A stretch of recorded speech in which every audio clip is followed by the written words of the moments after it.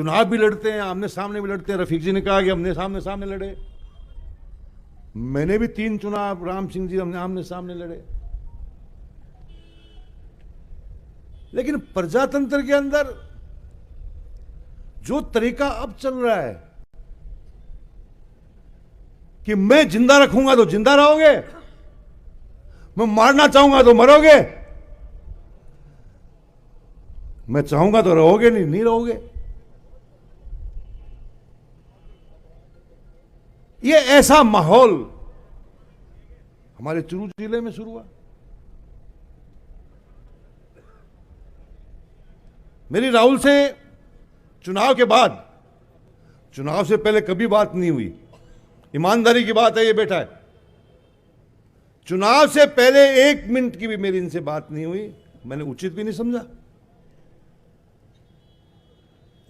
लेकिन चुनाव के बाद एक सार्वजनिक प्रोग्राम में हम थे, तब मैंने कहा, राहुल जी, आपका परिवार और मेरा परिवार इन आजादी की लड़ाई लड़ी और इन सामंतों के खिलाफ खड़े हुए, और वही ताकतें आपको नहीं चाहती कि आप चुरू का प्रतिनिधित्व करें।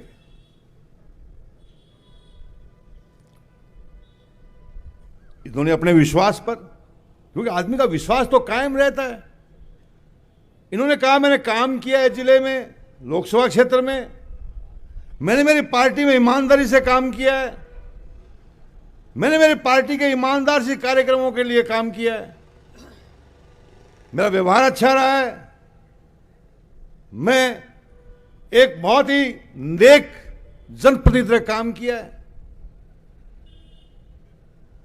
मैंने कहा फिर भी ख्याल रखना, क्योंकि मुझे पूरा अंदेशा था।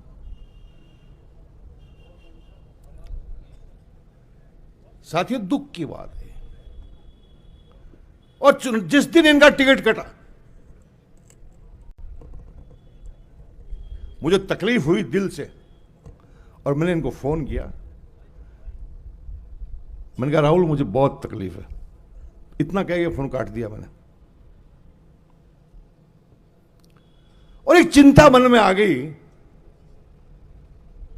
कि इस तरह से एक जनप्रतिनिधि को नीचा दिखाने की कोशिश, एक जनप्रतिनिधि को इस प्रकार से अलग कर देना, तो ये प्रजातंत्र का असूल नहीं है, ये प्रजातंत्र का असूल नहीं है। इतना घमंड, अरे इतना तो आजादी से पहले ही नहीं था, आजादी के बाद इतना घमंड कि मैं चाहूंगा तो चुनाव लड़ेंगे, नहीं तो नहीं लड़ेंगे।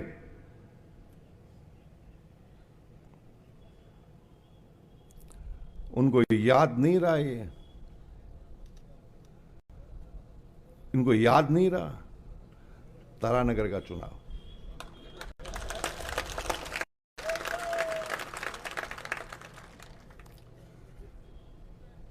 साथियों,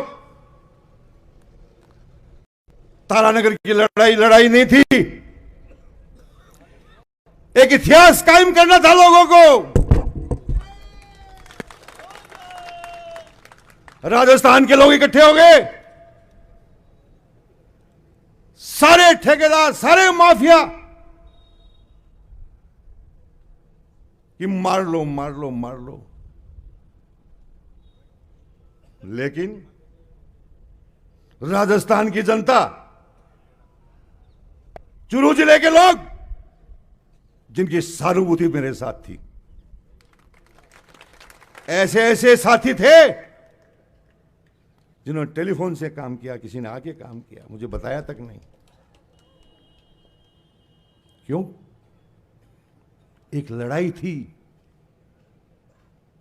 एक सामंतशाही के खिलाफ लड़ाई थी, जो आजादी का इतिहास बना।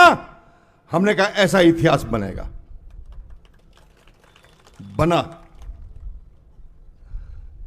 साथियों, वही समय अभी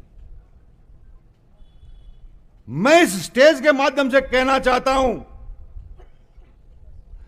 कि हम 42 साल से काम कर रहे हैं राजनीति में, लेकिन हमने किसी को मारने का काम नहीं किया। आप सब लोग बैठे हो,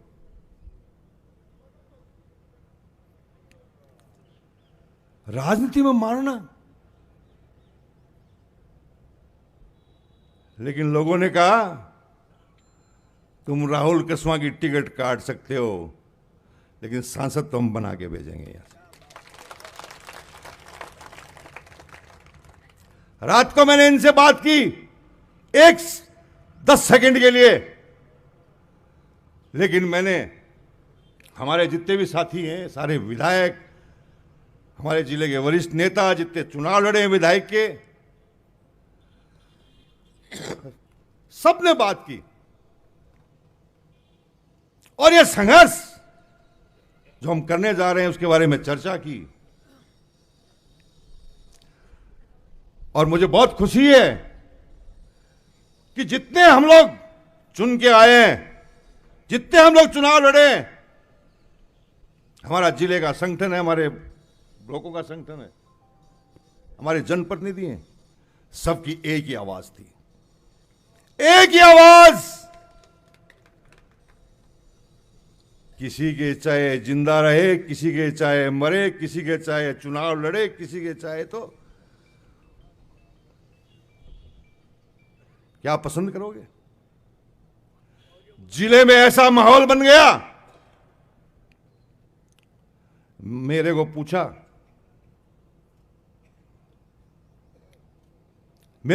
गया, मेरे साथियों से पूछा गया, और हम सबकी एक राय थी, दिल में जलन थी। हमने सब की दावेदारी छोड़ दी। रफीक भाई को धन्यवाद देना चाहता हूं, जो पहली सभा के अंदर कहा कि मैं चुनाव नहीं लड़ूंगा।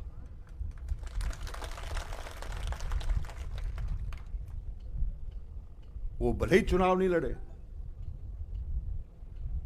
लेकिन आज उनका दर्जा इस चुनाव में बहुत बड़ा है। साथियों, लंबी बात नहीं करूंगा, राहुल जी बोलेंगे। आपको इतना ही कहना चाहता हूं, और राहुल जी आपको बताना चाहता हूं, मैंने 5 लोकसभा के चुनाव लड़े हैं और 3 चुनाव मैंने विधानसभा के लड़े हैं और 3 चुनाव मैंने राज्यसभा के लड़े हैं। ऐसी एकता कांग्रेस के अंदर पहली बार है। जब हमको टिकट मिलती थी तो हम एक लिस्ट बनाते थे,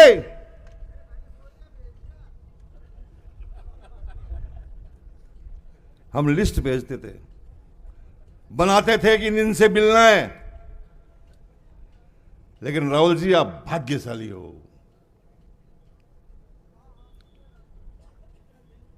आप भाग्यशाली हो। साथियों, टिकट मेरे भी कटे हैं, लेकिन मेरा स्वाभिमान कभी नहीं खरीदा गया। 2003 के अंदर सोनिया गांधी जी ने मुझे बुलाया कि बलराम जाखड़ जी चुनाव लड़ना चाहते हैं। मैंने कहा हमारे वरिष्ठ नेता हैं, हम तैयार हैं। 2008 के अंदर रफीक मंडेलिया जी तो मेरी टिकट मांग रहे थे, इनका परिवार मेरी टिकट मांग रहा था, लेकिन पार्टी का फैसला हो गया कि एक अल्पसंख्यक को टिकट देंगे राजस्थान में।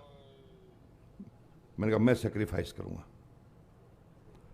मुझे आलाकमान ने कहा कि आपका काम हम देखेंगे, आप काम करिए। साथियों, ये लड़ाई लड़नी है, छोटी नहीं है। पूरा हिंदुस्तान देख रहा है आपको। माफ नहीं करेगी जनता आपको, गलती कर दी तो, भूल कर दी तो जनता कभी माफ नहीं करेगी इस देश की। एक तानाशाही के खिलाफ लड़ाई लड़नी पड़ेगी। ना कोई जाति का सवाल है, ना कोई धर्म का सवाल है। 36 कौम की पार्टी है कांग्रेस। 36 कौम के लोग यहां बैठे हैं। मैं आप सबको जानता हूं, ज्यादातर लोगों को। आपका प्यार, आपका स्नेह मुझे आज भी मिलता है। ये सुशील गौड़ खड़ा है पुराना मेरे साथ, 42 साल का। बहुत से लोग ऐसे, बहुत से साथी है। वो संजय बटन जी खड़े देखो, पुराने मेरे शुरू के। तो सारे लोग आप बैठे हो। पूरा आपके यहां से संदेश देने आया हूं।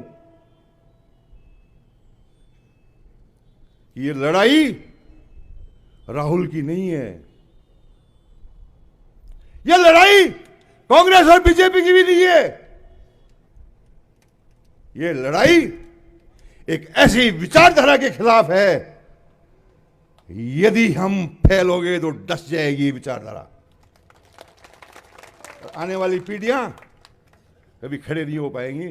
इतना ही कहने के लिए आया हूं। आप विश्वास रखिए, पूरा जिला एक साथ है, पूरा लोकसभा एक साथ है।